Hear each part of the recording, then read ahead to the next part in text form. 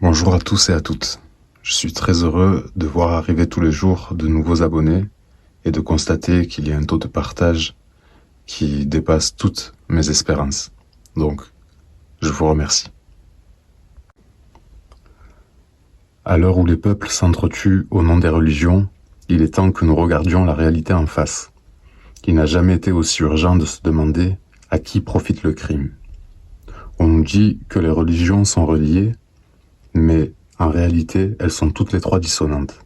En tout cas, en surface, car en profondeur, il s'agit de toute autre chose, un secret d'une réalité bien gardée. Par quoi et par qui les religions sont-elles liées entre elles? Et si les religions cachaient un tout autre plan, un secret gardé depuis des siècles? Je vais répondre à ces questions en vous donnant des preuves irréfutables que les religions ne sont pas ce que l'on croit. Je m'excuse d'avance auprès des gens, des personnes dogmatiques. Sachez que je suis ici pour la paix et la vérité, et que cette vidéo ne parle pas d'idées ou de principes de vie, mais d'une vérité millénaire.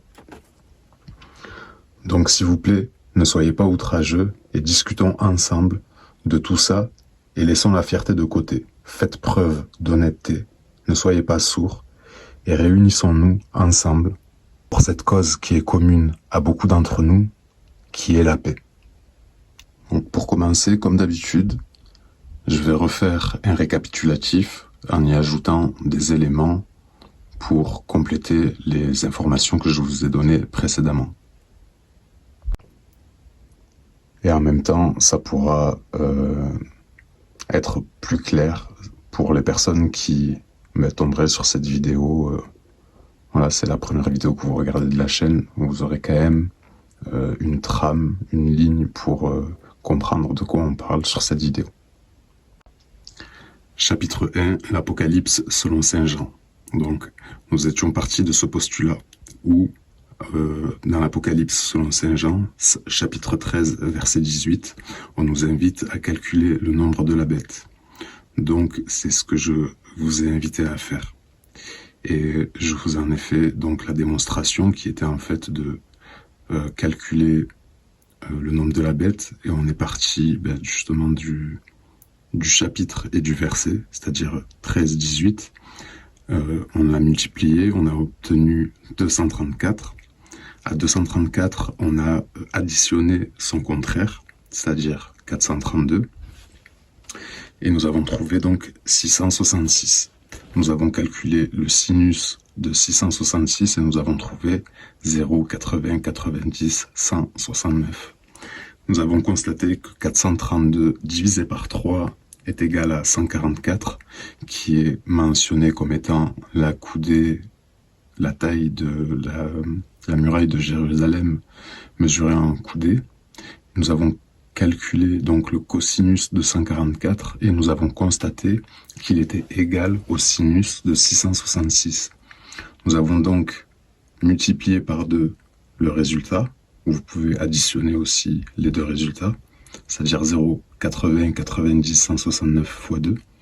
Et on a trouvé 1, 618, soit le nombre d'or ou le nombre phi, si vous préférez.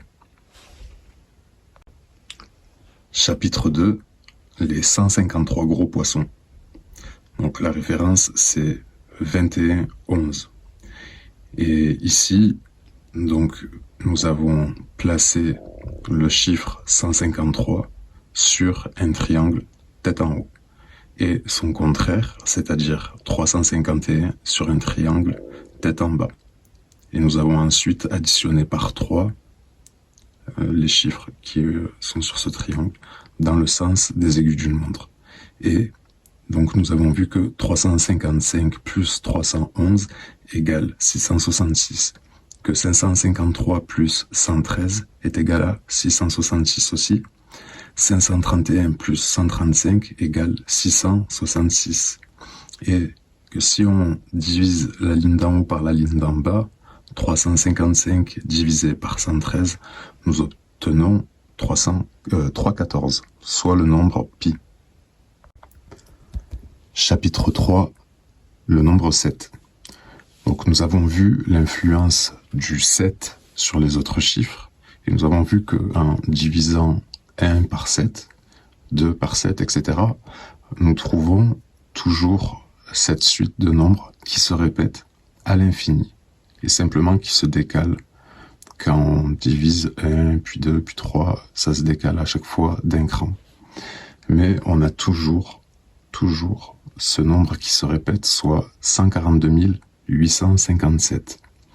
Et ce qui était intéressant ici de voir, c'est que si on réduit ce chiffre en faisant 1 par 1 déjà, donc 1 plus 4 plus 2 plus 8 plus 5 plus 7, c'est égal à 27, et que 27, si on le réduit, c'est 2 plus 7, et que c'est égal à 9. Ensuite, on les a pris par 2, 14 plus 28 plus 57, et on a trouvé 99. Là aussi, si on le réduit, 9 plus 9 égale 18, donc 1 plus 8 égale 9. Après, on les a pris par 3, 142 plus 857 égale 999. On le réduit, 9 plus 9 plus 9 égale 27, 2 plus 7 égale 9.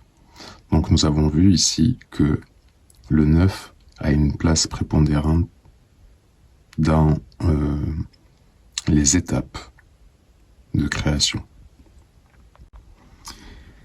Ici, nous avons classé les nombres par forme. Donc, pour ceux qui se demandent, en haut à gauche, c'est le 7. Vous pouvez regarder ou renseigner, c'est la forme originale du 7.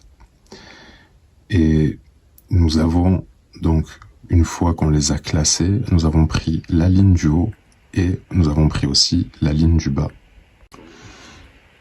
Et donc ici, il y a une petite nuance par rapport aux 153 poissons, c'est qu'il faut mettre vraiment donc le 714 en haut et le 582 en bas pour que ce soit effectif.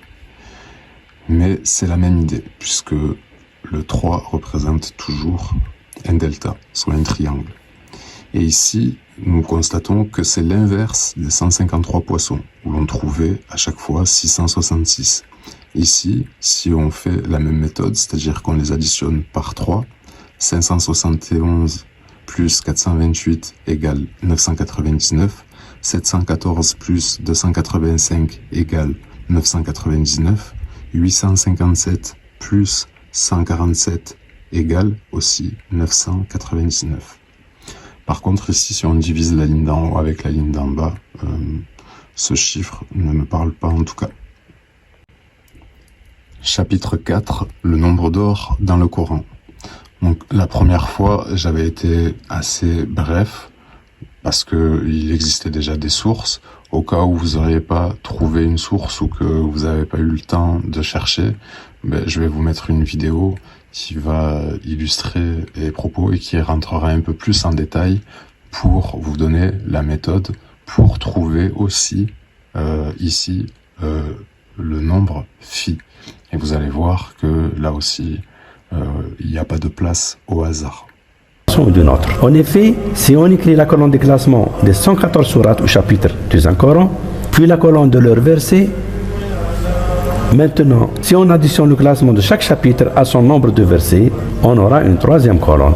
On note que certaines valeurs classement plus versets se répètent et d'autres non, elles sont uniques.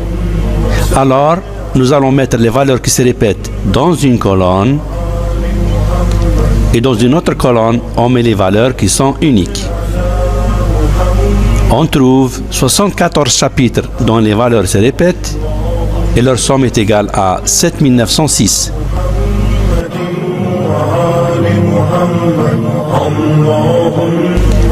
Et on trouve 40 chapitres dont les valeurs sont uniques et leur somme est égale à 4885.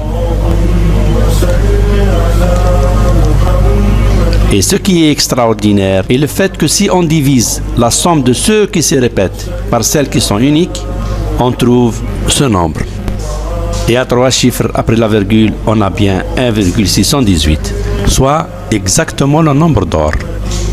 Est-ce cela le fait d'un hasard? Cela ne peut être le fait du hasard, car si on permute un seul chapitre, des valeurs qui se répètent à celles qui sont uniques, le résultat sera faussé et on n'aura plus le nombre d'or 1,618. Maintenant, si on considère les 4 chiffres 1, 6, 1, 8, composons le nombre d'or. Et on essaie de voir s'il existe un verset dont l'ordre et le classement de son chapitre coïncident exactement avec ces mêmes 4 chiffres. Nous trouvons ces 3 uniques possibilités. 1 en tant que chapitre et 618 le verset, ou 16 pour le chapitre et 18 pour le verset, ou 161 pour le chapitre et 8 pour le verset. Mais la première éventualité n'est pas possible car le chapitre 1 Al-Fatiha ne contient que 7 versets et donc le 618e verset n'existe pas. La troisième possibilité n'est aussi pas possible car le Saint-Coran composé de 114 chapitres, le chapitre 161 n'existe pas. Et donc il n'y a qu'une et unique possibilité où les 4 chiffres du nombre d'or sont utilisés. Le chapitre 16 et le verset 18. Et d'après vous, de quoi relate ce verset qui porte les chiffres du nombre d'or? Vous allez être surpris de découvrir que dans ce verset, il est question de calcul. Et que ces calculs concernent justement les bienfaits et tout ce qui est harmonieux et beau dans ce monde. Et que l'humain sera incapable de calculer, exactement comme l'est le nombre d'or qui symbolise cette beauté et cette harmonie, mais qui est irrationnel et que donc on ne peut calculer.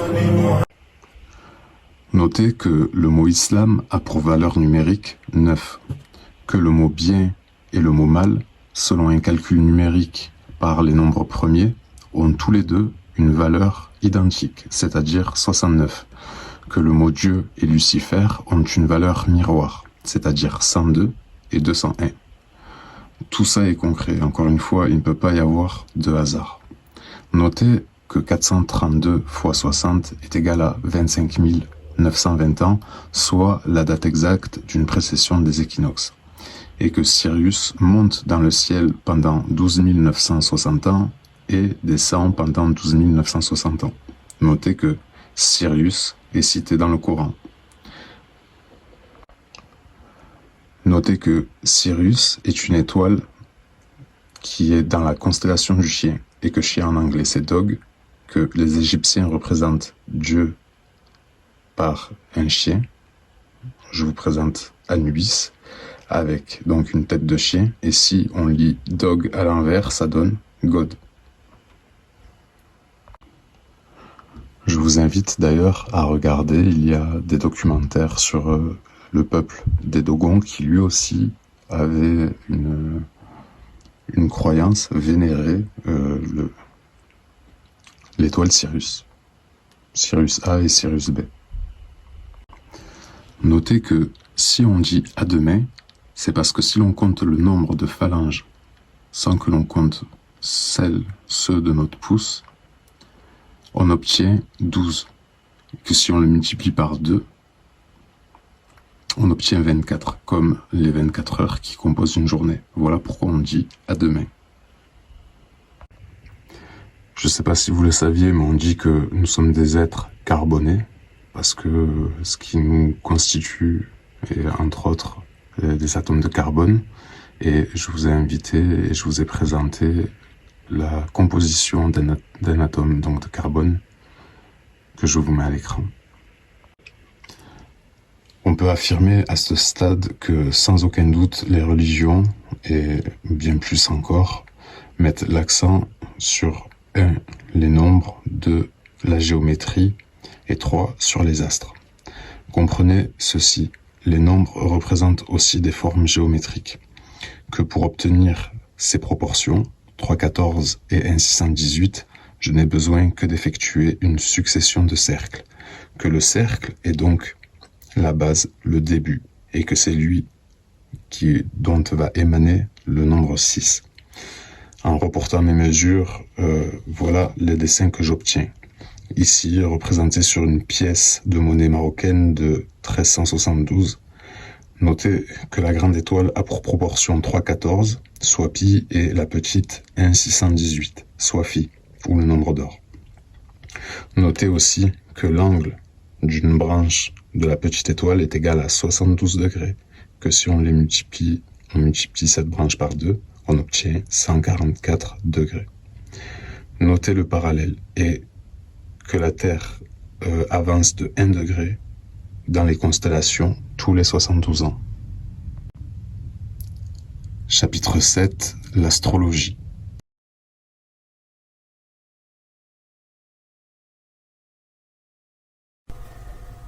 Au début, il y a un point. Puis apparaît un cercle dont il est le centre. Un rayon part à droite, marquant un nouveau point. Il est le centre d'un nouveau cercle, lequel détermine 2 autres points. À gauche se reproduit le même scénario, ce qui forme les 6 points de l'hexagone. Le compas est suffisant pour tracer l'hexagone, qui est la forme la plus évidente après le cercle. En outre, il est constitué de 6 triangles parfaits. La forme du chiffre 6 est elle-même issue du cercle. En imaginant un élastique tendu aux 6 points, différentes formes apparaissent par des croisements successifs. On remarquera que l'élastique, dans ses mutations, est plus ou moins tendu. Il n'y a en fait que 12 formes hexagonales possibles. Comme nous allons le voir, on peut les classer selon la force de tension de l'élastique. Voici donc l'ordre des 12 signes qui apparaît, sur 2 rangées. En imaginant cette progression de tension comme un cycle, ces 12 signes hexagonaux se placent ainsi sur un cercle. L'année solaire, avec le cycle des saisons, est divisée en 12 signes, ceux du zodiaque. Voici donc une superposition forme hexagonale et signe du zodiaque. La forme la plus simple, l'hexagone sans croisement, débute l'année solaire, au solstice d'hiver, en phase avec le Capricorne. D'un premier abord, on remarque une division en 4 secteurs suivant le nombre de croisements, marquant ainsi les 4 saisons. Puis des évidences surgissent. Le rayonnement solaire du Lion, la forme en arc lunaire du Cancer, la stabilité cubique du Taureau avec ses cornes, la dualité horizontale des Poissons. Comme le montrent ces 12 tableaux, les analogies ne s'arrêtent pas seulement à ces 4 signes. La probabilité pour que ces 12 signes hexagonaux correspondent dans l'ordre avec les 12 signes du zodiaque est très faible. Une chance sur 40 millions. Et pourtant, le fait est là. Voyons plus en détail les analogies entre les signes hexagonaux et les signes du zodiaque.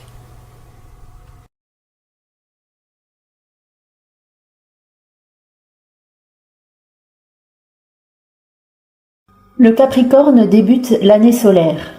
Il est le plus... Chapitre 8. Tout ce qui est en haut est comme ce qui est en bas, principe hermétique, où Dieu fit l'homme à son image, principe biblique.